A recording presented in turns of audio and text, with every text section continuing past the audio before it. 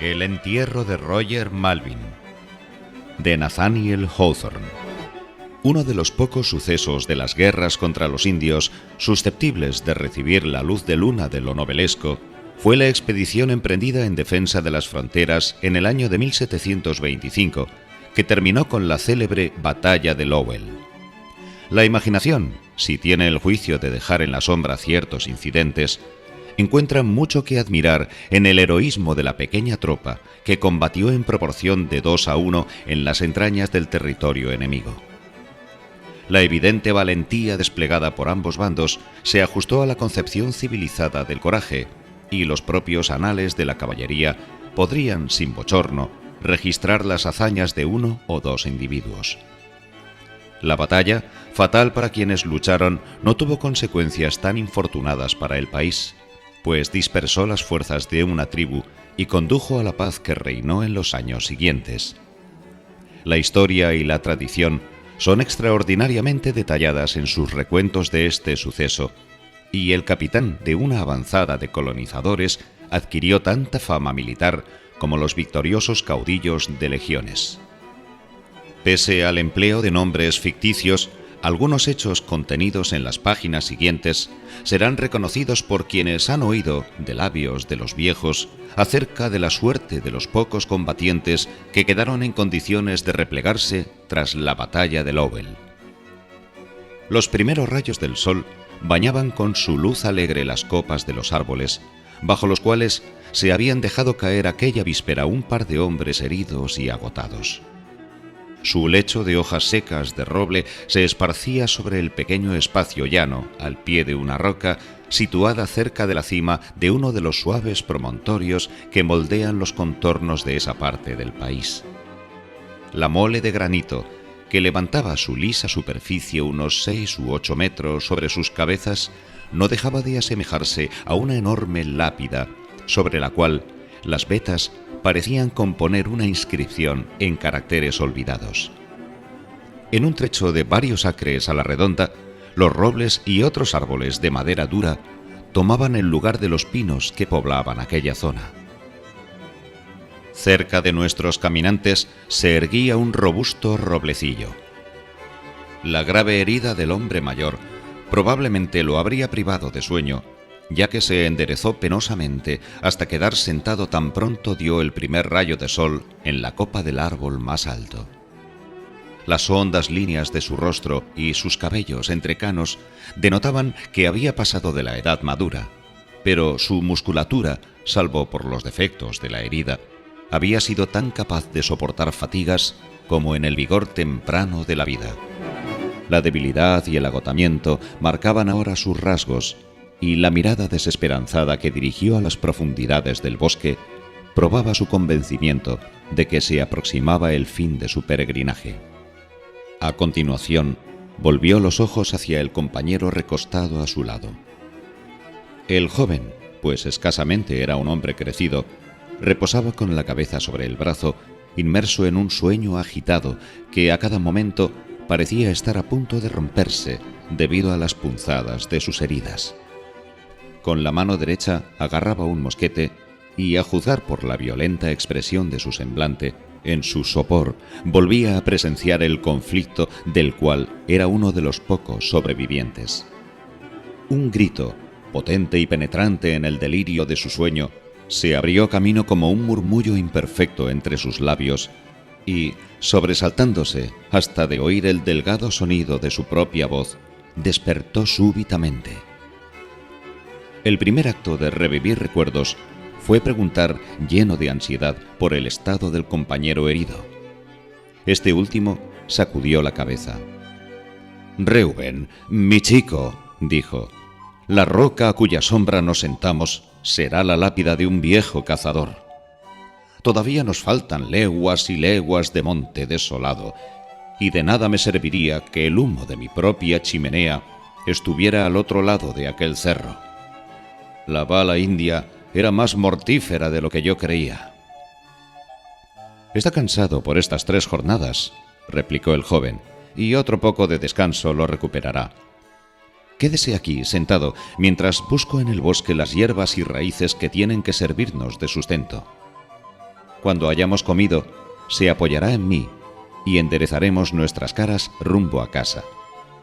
No dudo que con mi ayuda podrá aguantar hasta algún fuerte fronterizo. No me quedan 2 días de vida, Reuben, dijo con calma el otro, y no pienso agobiarte más con mi inútil cuerpo cuando a duras penas puedes con el tuyo. Tus heridas son hondas y vas con rapidez perdiendo fuerzas. Sin embargo, si te apresuras solo, puedes salvarte. Para mí no hay esperanza. Voy a aguardar la muerte aquí. Si ha de ser así, me quedo entonces a cuidarlo, dijo Reuben resuelto. No, hijo mío, no, objetó su compañero. Deja que el deseo de un moribundo tenga influencia en ti. Dame una vez la mano y ándate. ¿Piensas que aliviará mis últimos momentos la idea de que te abandono a una muerte más lenta? Te he amado como un padre, Reuben, y en una ocasión como esta debo tener algo de la autoridad de un padre. Te ordeno que te vayas para poder morir en paz. Y porque has sido un padre para mí, ¿debo entonces dejarlo que perezca y quede sin enterrar en la espesura?, exclamó el joven. No. Si es verdad que se acerca su fin, voy a cuidar de usted y voy a recibir sus últimas palabras. Cavaré cerca de esta roca una tumba en la que, si la debilidad me rinde, yaceremos los dos. O si el cielo me da fuerzas, me abriré camino a casa. En las ciudades y donde quiera que residen los hombres, respondió el otro, entierran a los muertos. Los esconden de la vista de los vivos, pero aquí, donde quizás no va a oírse un paso en 100 años, ¿por qué no descansar a cielo abierto, cubierto solo por las hojas de roble, cuando el viento de otoño las esparza? En cuanto a un monumento, aquí está esta roca gris, en la que labraré con mano moribunda el nombre de Roger Malvin. Y el caminante, en días futuros, sabrá que duerme aquí un cazador y un guerrero. No tardes, pues, por este despropósito y apresúrate, si no por tu bien, por el de la que se sentirá desconsolada. Malvin pronunció estas últimas palabras con voz quebrada, y su efecto sobre el compañero fue más que evidente. Le recordaban que había otros deberes menos cuestionables que compartir la suerte de un hombre a quien de nada beneficiaría con su muerte. Tampoco puede aseverarse que ningún sentimiento egoísta pugnó por penetrar al corazón de Reuben, aunque la conciencia lo hacía resistirse con mayor ahínco a los ruegos de su compañero. «Qué horrible es esperar el lento paso de la muerte en estas soledades», exclamó. «El bravo no se acobarda en la batalla, y cuando hay amigos alrededor del lecho, incluso una mujer puede morir sin perder el aplomo. Pero aquí...» «No voy a amilanarme, ni aún aquí, Reuben Bourne», lo interrumpió Malvin. «No soy un hombre de débil corazón, y, si lo fuera, existe un soporte más seguro que el de los amigos terrenales. Eres joven y amas la vida. Vas a necesitar más consuelo que yo en tu lance postrero, y cuando me hayas depositado en la tierra y estés solo, y la noche descienda sobre el bosque, vas a sentir toda la amargura de mi muerte que ahora puedes esquivar. Pero no quiero incitar un motivo egoísta en tu naturaleza generosa. Déjame por mi bien, de modo que, tras rezar una oración por tu seguridad, me quede tiempo para rendir cuentas sin que me perturben las penas de este mundo». «¿Y su hija? ¿Cómo me atreveré a mirarla a los ojos?», inquirió Reuben. «Va a preguntarme por la suerte de su padre, cuya vida juré defender con la mía. ¿Debo decirle que marché con él 3 días desde el campo de batalla y que lo abandoné para que pereciera en la espesura? ¿No sería mejor recostarme y morir a su lado que regresar a salvo y contarle esto a Dorcas?» «Dile a mi hija», dijo Roger Malvin, «que aunque tú mismo estabas gravemente herido y débil y agotado, por varias leguas dirigiste mis pasos vacilantes y que me abandonaste solo a instancias de mis sinceras súplicas, porque yo no quería que tu sangre me manchara el alma. Dile que fuiste leal en el dolor y en el peligro, y que si tu flujo vital hubiera podido salvarme, se habría derramado hasta la última gota.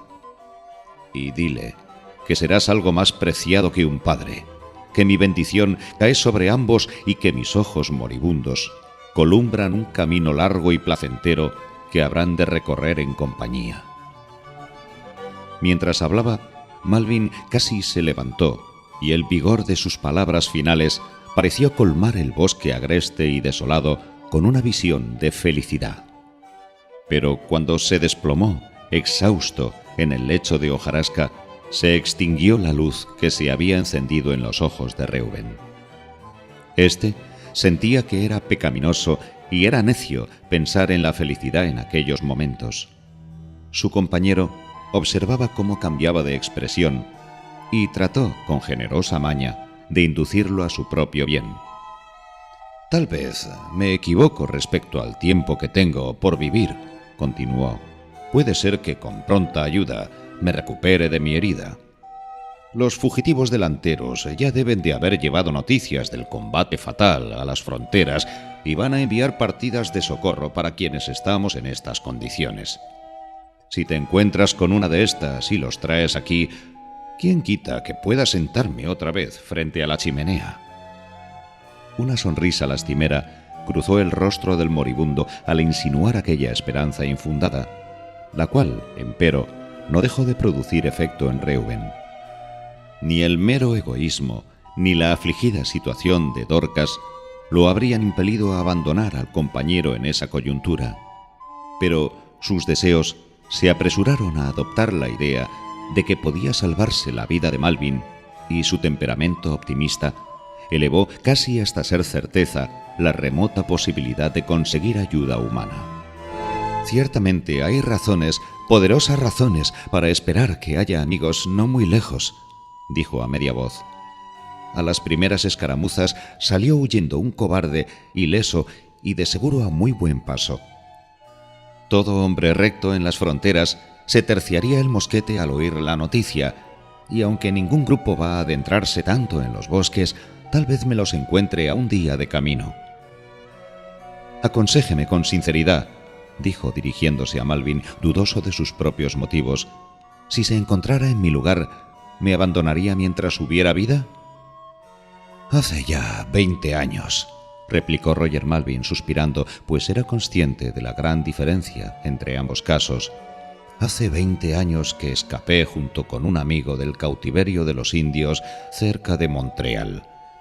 Caminamos muchos días por el bosque, hasta que, al fin, rendido por el hambre y el cansancio, mi amigo se echó al suelo y me rogó que lo dejara, pues sabía que si yo me quedaba, ambos pereceríamos. Y con pocas esperanzas de obtener socorro, hice una almohada de hojas secas bajo su cabeza y partí apretando el paso». «¿Y volvió a tiempo para salvarlo?», preguntó Reuben, pendiente de las palabras de Malvin como si fueran a profetizarle éxito. «Sí», respondió el otro. «Llegué al campamento de unos cazadores antes del anochecer de ese mismo día. Los conduje al lugar donde mi camarada esperaba la muerte, y ahora vive sano y vigoroso en su granja, en tierras colonizadas, mientras yo estoy herido aquí en las profundidades del territorio inexplorado». Este ejemplo, de mucho peso sobre la decisión de Reuben, venía robustecido, sin que él lo supiera, por la fuerza oculta de otros muchos motivos. Roger Malvin se daba cuenta de que estaba a punto de obtener la victoria. «Ahora vete, hijo mío, y que el cielo te ayude», dijo. «No te regreses con tus compañeros cuando te los encuentres, sino que manda aquí a 3 o 4 que estén disponibles para buscarme. Y créeme, Reuben, mi corazón estará más alegre con cada paso que des con dirección a casa». Pero se dio, tal vez, un cambio en su expresión y en su voz mientras decía esto, puesto que, después de todo, era un sino espantoso quedarse agonizando en la espesura. Reuben Bourne Apenas medio convencido de estar obrando correctamente, se levantó, por fin, y se dispuso a partir. Pero antes, contra la voluntad de Malvin, recogió una provisión de hierbas y raíces, lo único que habían comido en los 2 últimos días. Colocó estas inútiles raciones al alcance del moribundo, para quien, igualmente, apiló un lecho de hojas secas de roble.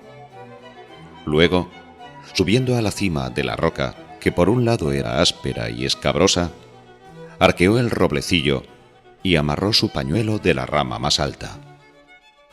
Tal precaución no era innecesaria para guiar a quien viniera en busca de Malvin, pues ningún flanco de la roca, excepto el amplio y liso frente, se podía ver desde cierta distancia debido a la tupida broza del bosque. El pañuelo había servido para vendar una herida en el brazo de Reuben. Cuando lo ató al árbol, juró por la sangre que lo manchaba que iba a regresar, bien a salvar la vida de su compañero, bien a depositar su cadáver en la tumba. Bajó después y esperó cabizbajo las palabras de despedida de Malvin.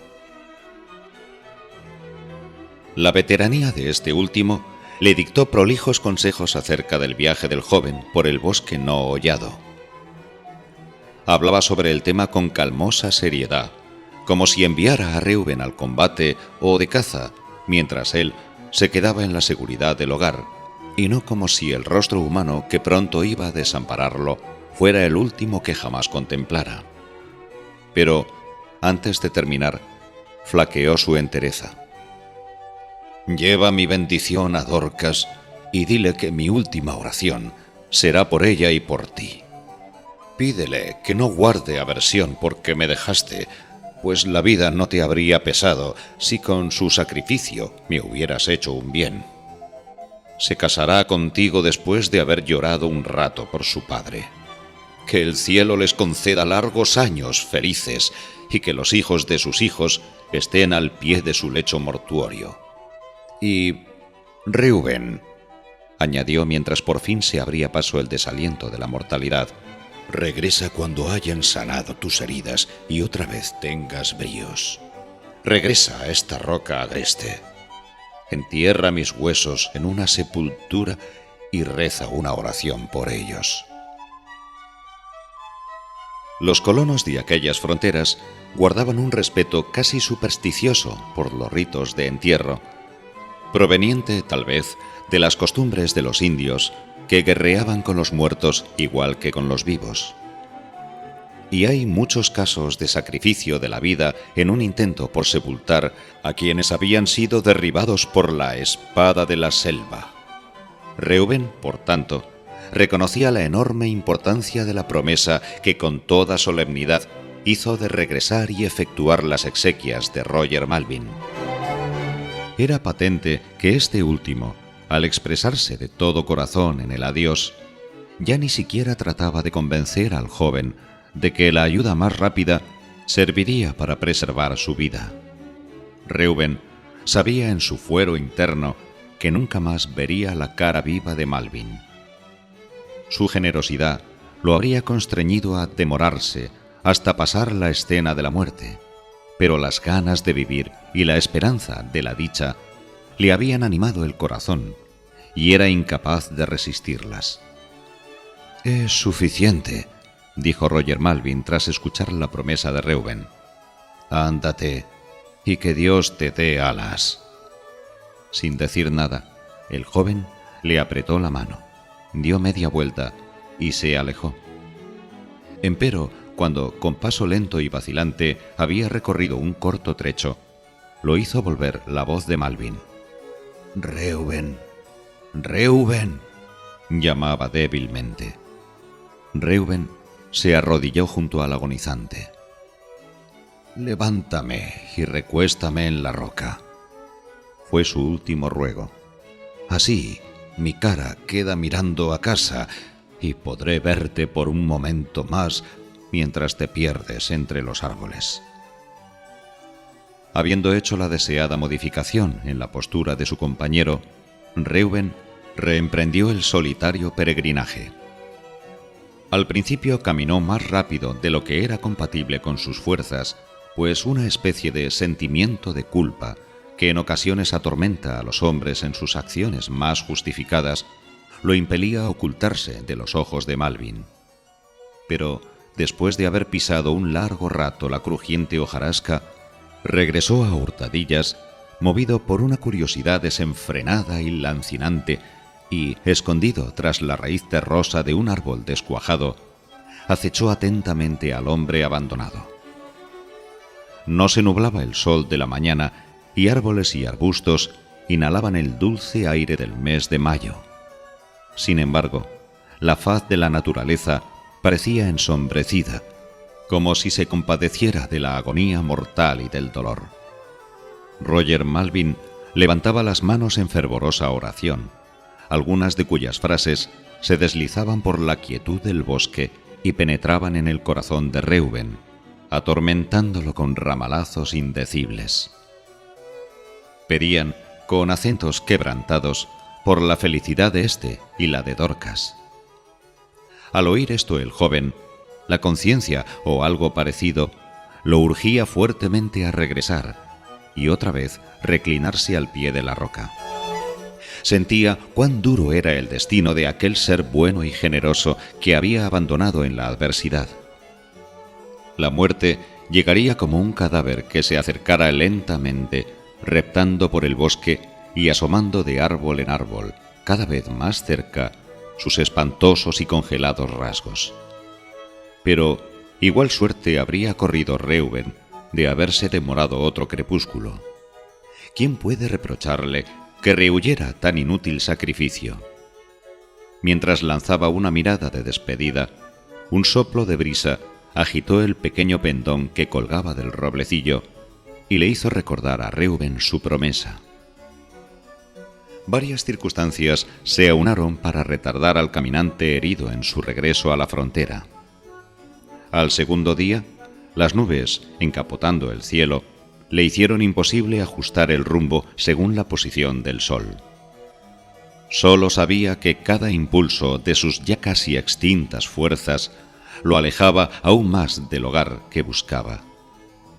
Las bayas y otros frutos silvestres le suministraban el escaso sustento. Es cierto, a veces pasaban saltando frente a él manadas de venados y las perdices, al oír sus pisadas, batían las alas y volaban, pero había agotado sus municiones en la batalla y no tenía con qué derribarlos. Las heridas, inflamadas por el constante esfuerzo del que dependían sus esperanzas de sobrevivir, corroían su fibra y, a ratos, le confundían la razón. Pero incluso en los extravíos de la mente, el joven corazón de Reuben se aferraba a la existencia, y sólo cuando por fin fue incapaz de dar un paso más, se desplomó bajo un árbol, obligado a esperar allí la muerte. En esta situación fue descubierto por una partida que a las primeras nuevas del combate fue despachada a socorrer a los sobrevivientes. Lo condujeron a la colonia más cercana, que resultó ser su lugar de residencia. Dorcas, con la sencillez característica de antaño, veló al pie del lecho del pretendiente herido y administró ese bálsamo que es don exclusivo de la mano y del corazón de la mujer. Por varios días la memoria de Reuben vagó soñolienta entre los peligros y fatigas que había atravesado, y no pudo dar respuestas claras a las preguntas con que muchos estuvieron prontos a importunarlo. No habían circulado detalles de primera mano sobre la batalla, ni tampoco sabían las madres, las esposas y los hijos si los seres queridos estaban retenidos en cautiverio o bajo la más firme cadena de la muerte. Dorcas abrigó sus temores en silencio, hasta una tarde en que Reuben despertó de un sueño agitado y pareció reconocerla más conscientemente que en ningún momento previo. Percibió ella que su mente se había aclarado y no pudo seguir reprimiendo la ansiedad filial. «Y mi padre, Reuben», comenzó a decir, pero un cambio en la expresión de su enamorado la detuvo. El joven se crispó como por un dolor agudo y la sangre fluyó violentamente a sus mejillas macilentas. Su primer impulso fue cubrirse la cara, pero al parecer con un esfuerzo extremo se enderezó a medias y habló con vehemencia, defendiéndose de una acusación imaginaria. «Tu padre fue herido de gravedad en el combate, Dorcas, y me pidió que no cargara con él, únicamente que lo llevara a la orilla del lago para poder calmar la sed y allí morir. Pero yo no quería abandonarlo en ese trance, y aunque yo también sangraba, le di apoyo. Le presté la mitad de mis fuerzas y partí con él. Caminamos juntos 3 días y tu padre aguantó más de lo que yo esperaba. Pero cuando desperté al amanecer del 4.º día, lo encontré débil y agotado. No podía seguir. Su vida se escapaba rápidamente». «¡Murió!», gimió Dorcas desmayadamente. A Reuben le pareció imposible admitir que su egoísta amor a la vida lo había hecho alzar el vuelo antes de que se consumara el destino de su padre. No habló más. Se limitó a agachar la cabeza y entre la vergüenza y el agotamiento se recostó de nuevo y hundió la cara en la almohada. Dorcas lloró al ver confirmados sus temores, pero habiéndolo previsto tanto tiempo, el golpe no fue tan violento. «¿Cavaste en la espesura una tumba para mi pobre padre, Reuben?», fue la pregunta con que manifestó su devoción filial. «Mis manos estaban débiles, pero hice lo que pude», contestó el joven con acento apagado. «Sobre su cabeza se levanta una noble lápida. Quisiera el cielo que mi sueño fuera tan profundo como el suyo». Dorcas, notando el extravío de las últimas palabras, por el momento no hizo más preguntas, pero su corazón encontró alivio pensando que a Roger Malvin no le faltaron los ritos funerales que fue posible conferirle. La historia del coraje y la lealtad de Reuben no perdió nada cuando ella la repitió a sus amigos, y el infeliz muchacho, cuando salía tambaleándose a tomar el aire, recibía de todas las bocas la miserable y humillante tortura del elogio inmerecido. Todos convenían en que se había ganado el derecho de pedir la mano de la doncella a cuyo padre le había sido fiel hasta la muerte. Y como mi relato no es de amor, baste decir que en unos pocos meses Reuben se convirtió en el esposo de Dorcas Malvin. Durante la boda, la novia se cubría de rubores, pero el rostro del novio estaba pálido. En el pecho de Reuben Bourne había ahora un reato inconfesable, algo que había de ocultar con suma cautela a la mujer que más quería y en quien más confiaba. Deploraba honda y amargamente la cobardía moral que había refrenado sus palabras cuando estuvo a punto de revelarle la verdad a Dorcas, pero el orgullo, el temor de perder su cariño, el miedo del desprecio general, le prohibían enmendar su falsedad. No creía merecer censura alguna por haber abandonado a Roger Malvin. Su presencia, el vano sacrificio de su vida, solo habría añadido otra agonía innecesaria a la hora final del moribundo. Pero el encubrimiento le había impartido a un acto justificable muchos de los efectos de la culpa. Así, Reuben, mientras que la razón le decía que había obrado bien, padecía en alto grado los horrores mentales que castigan al autor de un crimen secreto. Ciertas asociaciones de ideas a veces lo llevaban a imaginarse casi que era un asesino. También durante años lo rondó un pensamiento que, aunque se daba cuenta de cuán insensato y extravagante era, no estaba en su poder desterrar de su mente. Era la obsesiva y atormentadora fantasía de que su suegro todavía esperaba, al pie de la roca, sobre las hojas secas, vivo, la ayuda prometida. Estos espejismos, sin embargo, se iban como venían, y él nunca los tomaba por realidades. Pero en los estados de ánimo más tranquilos y lúcidos, era consciente de tener una promesa por cumplir y de que un cadáver insepulto lo llamaba desde la espesura. No obstante, las consecuencias de su engaño eran tales que le impedían obedecer aquel llamado. Ahora era demasiado tarde. No podía pedir la ayuda de los amigos de Roger Malvin para efectuar la postergada inhumación, y los temores supersticiosos, de los que nadie era más susceptible que las gentes de los poblados fronterizos, le impedían ir solo.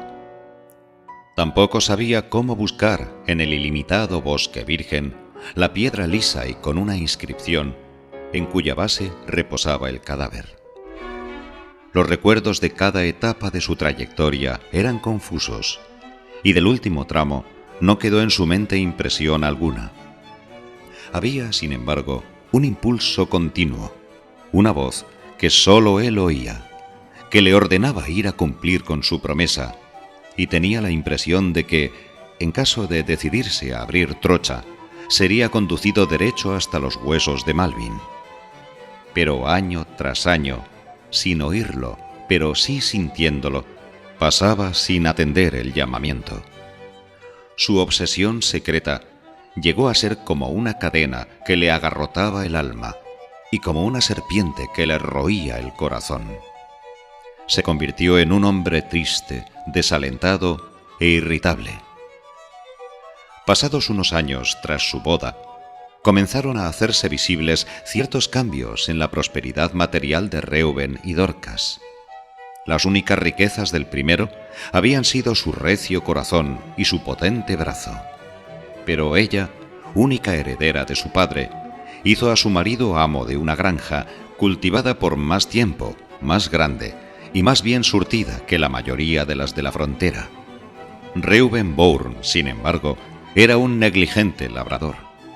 Y mientras las tierras de los otros colonos cada año eran más productivas, las suyas se deterioraban al mismo ritmo.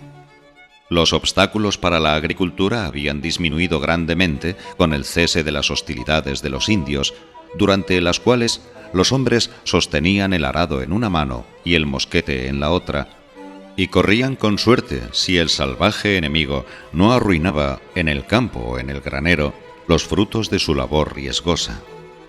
Pero Reuben no se benefició de la cambiada situación del país. Tampoco puede negarse que las ocasiones en que atendió con diligencia a sus asuntos fueron recompensadas con muy poco éxito. La irritabilidad que últimamente lo había distinguido fue otra causa de la mengua de su prosperidad, pues daba pie a frecuentes disputas en el inevitable roce con los colonos vecinos. El resultado fueron incontables litigios, ya que las gentes de Nueva Inglaterra, en las primeras etapas y en las circunstancias más incivilizadas del país, recurrían cuando podían a las vías legales para dirimir sus pleitos. En resumen, el mundo no la iba bien con Reuben Bourne, y aunque no fue sino muchos años después del matrimonio, por fin llegó a arruinarse. Contaba solo con un último recurso contra el mal sino que lo perseguía. Desnudaría al sol algún rincón profundo de los bosques y buscaría la subsistencia en el regazo virgen de la tierra. Reuben y Dorcas tenían un hijo único de 15 años cumplidos, bello en la juventud y promesa de una espléndida hombría. Estaba especialmente dotado y ya empezaba a sobresalir en ellas para las bravías faenas de la vida de frontera. Su pie era ligero, su puntería certera, alerta su sentido, alegre y noble el corazón, y todos los que esperaban un regreso de las guerras de los indios hablaban de Cyrus Bourne como un futuro caudillo del país. Su padre lo quería con un fervor profundo y silencioso, como si todo lo que fuera bueno y dichoso en su persona hubiese sido traspasado al hijo, llevándose consigo su cariño. Incluso Dorcas, amorosa y amada, le era asaz menos querida, ya que los pensamientos secretos de Reuben y sus emociones retraídas lo habían ido convirtiendo en un hombre egoísta. Ya no podía amar intensamente, excepto cuando percibía o imaginaba un reflejo parecido de su propia mente. Reconocía en Cyrus lo que él había sido en otros tiempos, y de vez en cuando parecía compartir el espíritu del muchacho y reanimarse con una vida lozana y festiva. Reuben partió en compañía de su hijo en una expedición que tenía el propósito de escoger una extensión de tierra y de talar y quemar la broza, condición necesaria para el trasteo de los enseres domésticos. En estas estuvieron 2 meses de otoño, tras los cuales Reuben Bourne y el joven cazador regresaron para pasar el último invierno en el asentamiento. Corrían los primeros días del mes de mayo, cuando la reducida familia partió en 2 los lazos afectivos que los ligaban a las cosas y se despidió de los pocos que en el infortunio decían llamarse sus amigos. La tristeza del adiós tuvo para cada uno de los peregrinos mitigaciones particulares.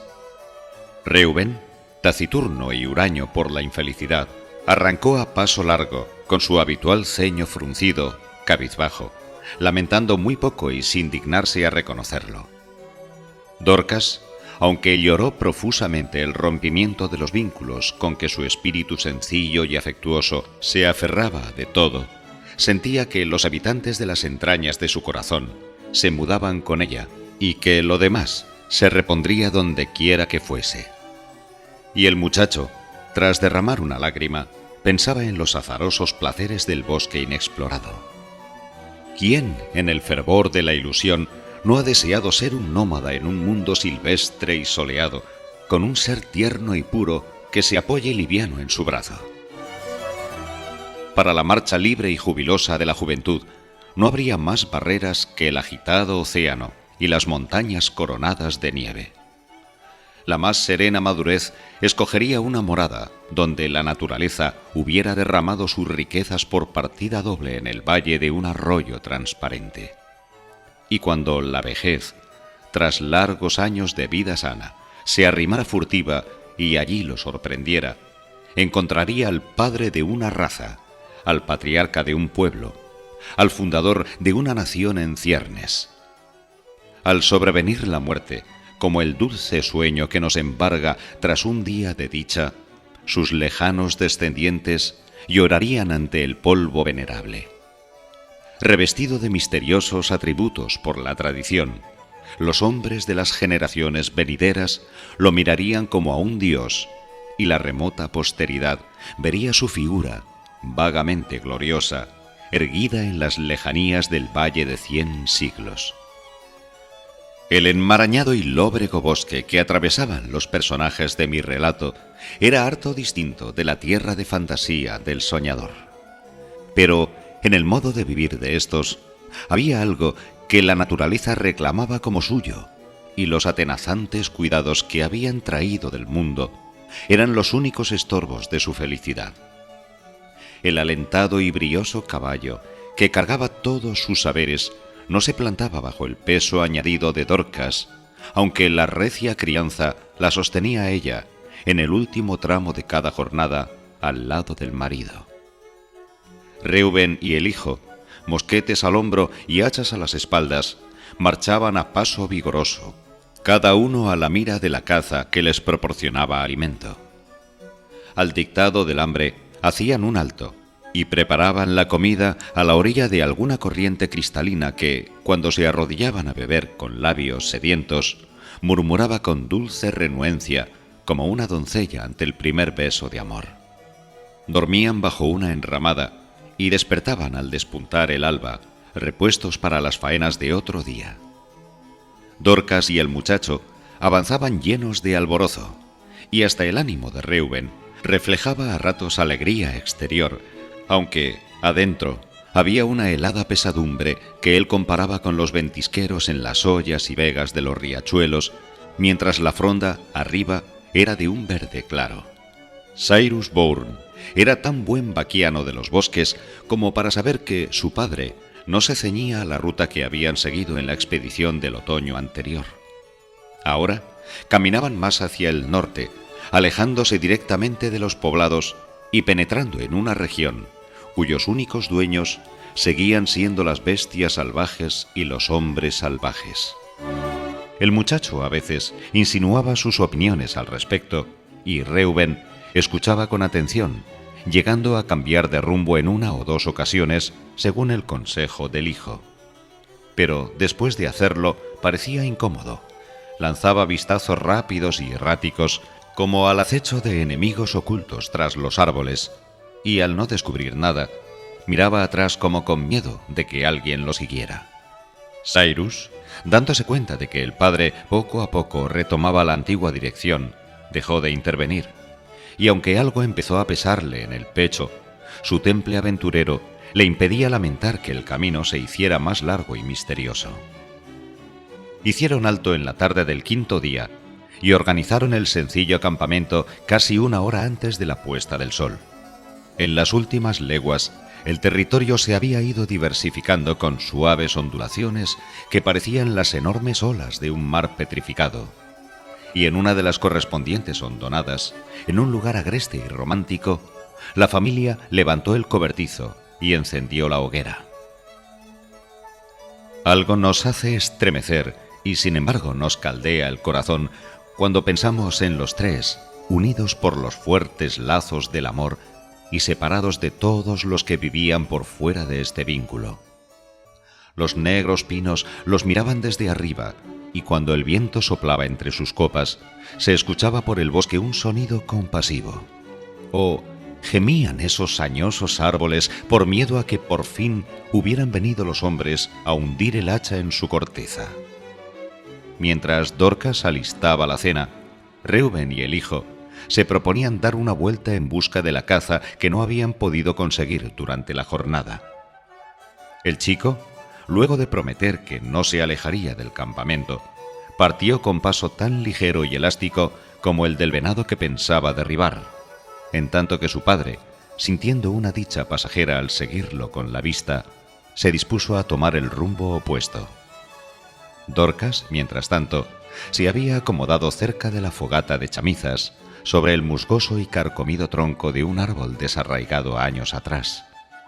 Su ocupación, interrumpida por un vistazo ocasional a la olla que empezaba a hervir en las llamas, era la lectura del almanaque de Massachusetts de ese año, el cual, con la excepción de una vieja Biblia en letra gótica, componía el acervo literario de la familia.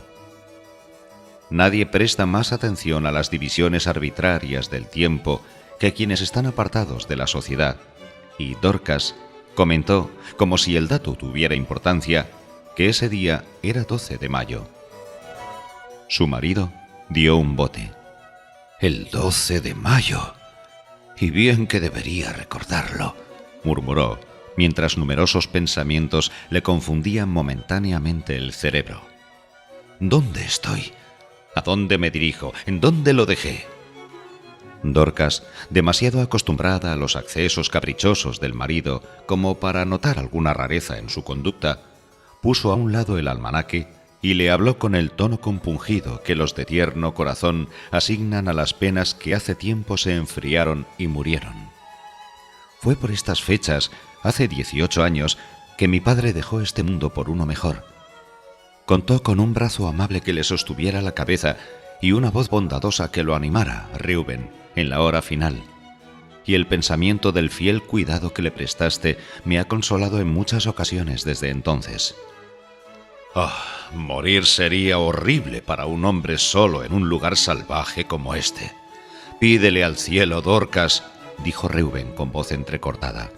«Pídele al cielo que ninguno de nosotros muera solo y quede sin enterrar en este bosque lúgubre». Y se alejó deprisa, dejándola que vigilara el fuego bajo los tristes pinos. Reuben Bourne aflojaba el paso a medida que se hacía menos aguda la punzada que sin intención le habían causado las palabras de Dorcas. Sin embargo, lo abrumaban numerosas y extrañas reflexiones, y caminando más como sonámbulo que como cazador, no puede atribuirse a sus designios el hecho de que su tortuosa orientación lo hubiera mantenido en las cercanías del campamento. De modo imperceptible, sus pasos fueron trazando un círculo. Tampoco se dio cuenta de que estaba en los límites de un terreno muy poblado de vegetación, pero no de pinos. En lugar de estos últimos, había robles y otras maderas duras, y rodeaban sus raíces tupidos matorrales que dejaban, empero, claros entre los árboles, cubiertos por una gruesa capa de hojarasca.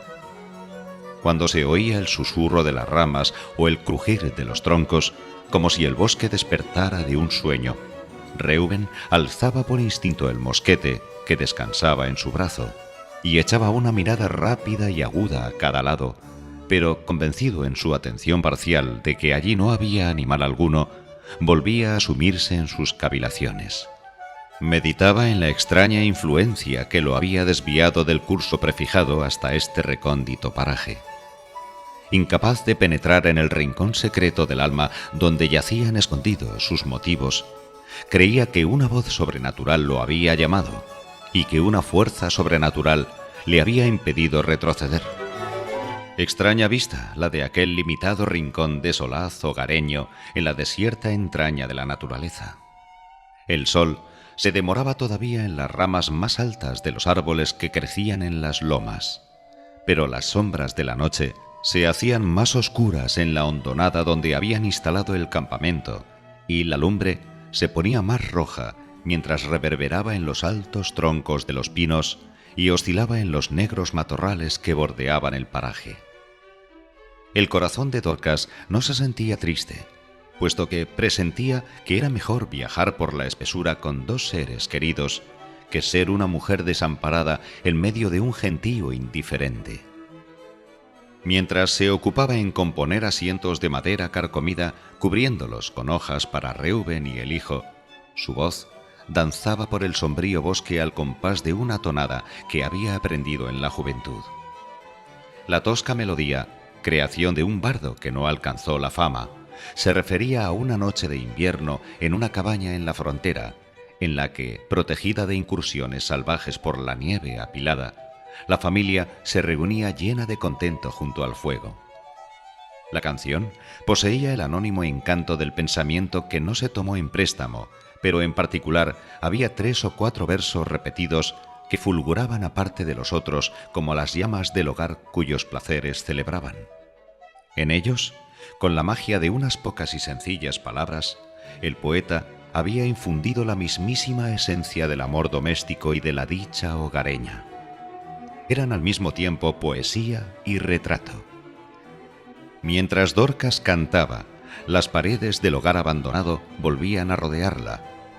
Ya no veía más los tristes pinos, ni escuchaba el viento que, al iniciarse cada verso, soplaba gravemente entre las ramas y que se extinguía con un sordo quejido por el peso de aquella tonada.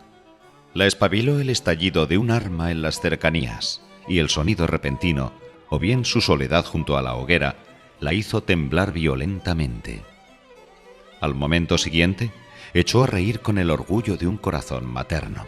«¡Mi hermoso cazador! ¡Mi niño ha matado un venado!», exclamó, recordando que Cyrus había salido en la dirección de donde procedió el disparo. Esperó un rato prudente a que se oyeran los ligeros pasos de su hijo saltando por la crujiente hojarasca para contarle de su éxito, pero él no aparecía, de modo que envió en su busca un alegre llamado entre los árboles. «¡Cyrus! ¡Cyrus!». Todavía demoraba en llegar, así que, puesto que la detonación parecía haber venido de muy cerca, decidió ir a buscarlo en persona. Además, podría necesitar su ayuda para traer la carne de venado que en su ilusión había conseguido. Partió, pues, dirigiendo los pasos por el sonido recordado y cantando al andar para que el muchacho se percatara de su aproximación y corriera a su encuentro. Detrás de cada árbol y en cada escondrijo entre los matorrales, esperaba toparse con el rostro de su hijo, riendo con la malicia juguetona que nace del cariño. El sol ahora se había puesto tras el horizonte, y la luz mortecina que se filtraba entre las hojas bastaba para conjurar múltiples espejismos en su acuciosa fantasía. Varias veces le pareció ver su cara borrosa atisbando entre el follaje, y en una ocasión le pareció que él le hacía señas al pie de un peñasco. Pero al fijar la mirada en aquella figura, descubrió que no era más que el tronco de un roble orlado hasta el suelo de ramitas, una de las cuales sobresalía entre las otras y era mecida por la brisa. Bordeando la base de la roca, se encontró de pronto al lado de su esposo, que había llegado por otro lado. apoyado en la culata del mosquete, cuya boca apuntaba contra las hojas secas, parecía absorto en la contemplación de un objeto a sus pies. «¿Qué es esto, Reuben? ¿Mataste un venado y te dormiste sobre él?», exclamó Dorcas, riendo con alegría, tras dar una ojeada superficial a su postura y su semblante. Él no se movió ni volvió sus ojos hacia ella, y un temor escalofriante, vago en su origen y en su objeto, comenzó a helarle la sangre en las venas. Entonces se dio cuenta de que la cara de su esposo mostraba una palidez cadavérica y de que sus rasgos estaban tiesos, como si no pudieran asumir una expresión distinta del terrible desespero que había cuajado en ellos. No daba la menor muestra de haber notado su llegada. «Por amor al cielo, Reuben, háblame», gritó Dorcas, y el extraño sonido de su propia voz le asustó más que el silencio total. Su marido reaccionó, la miró a la cara, la condujo al frente de la roca y señaló con el dedo. ¡Ay! Allí yacía el muchacho, dormido pero no soñando, sobre las hojas secas del bosque. La mejilla descansando en el brazo, los rizos echados hacia atrás, despejada la frente, los miembros levemente relajados. ¿Lo había rendido un súbito cansancio? ¿Lo iría a despertar la voz de la madre? Pero ella sabía que se trataba de la muerte. «Esta piedra anchurosa es la lápida de tu sangre cercana, Dorcas», dijo su esposo. «Verterás tus lágrimas al mismo tiempo por tu padre y por tu hijo». Ella no lo escuchó. Profiriendo un alarido desgarrado que parecía venir de las profundidades de su alma doliente, perdió el sentido y se desplomó al lado de su muchacho muerto. En ese instante, la rama marchita del roble se desprendió en el aire quieto y cayó hecha pedazos en la roca, en las hojas, en Reuben, en la mujer y el hijo, en los huesos de Roger Malvin. Y fue así que se abrió el corazón de Reuben y brotaron las lágrimas como agua de una piedra. El desdichado adulto vino a pagar la promesa hecha por el joven herido. Reparó su pecado. Se había levantado la maldición que pesaba sobre él. En la misma hora en que derramó sangre más preciada que la propia, una oración, la primera en años, subió al cielo, salida de los labios de Reuben Borr. Fin.